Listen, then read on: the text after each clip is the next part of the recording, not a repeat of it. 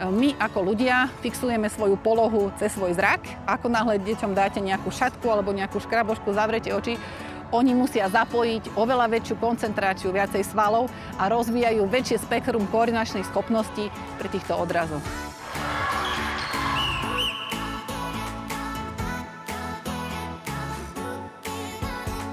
Skok na presnosť. Vy ako učiteľ zadáte úlohu. Poviem, kam skáčem, ako skáčem. Snažím sa skočiť do prvého krúžku. Je mi to jednoduché, no tak sa snažím trafiť do toho druhého kruhu.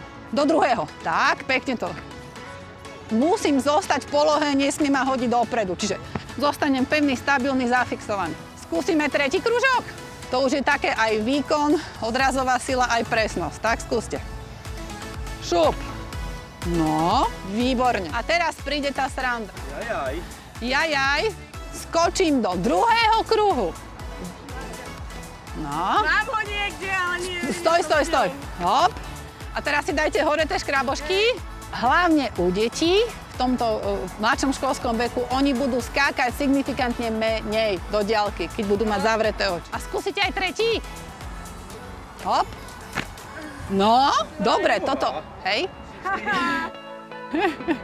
Zvyčajne u dospelých, keď musia vyvinúť trošku viacej sily, tak dokážu lepšie trafiť ten krúžok, keď majú trošku do toho nejakú silu, ako keď majú urobiť len taký menší skok na presnosť. U detí to je trošku opačne. Výborne. No, teraz skoč do diaľky z miesta zase.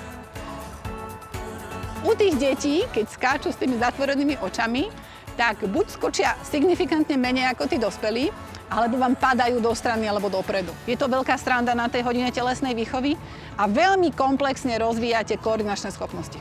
Aj odrazové u tých detí.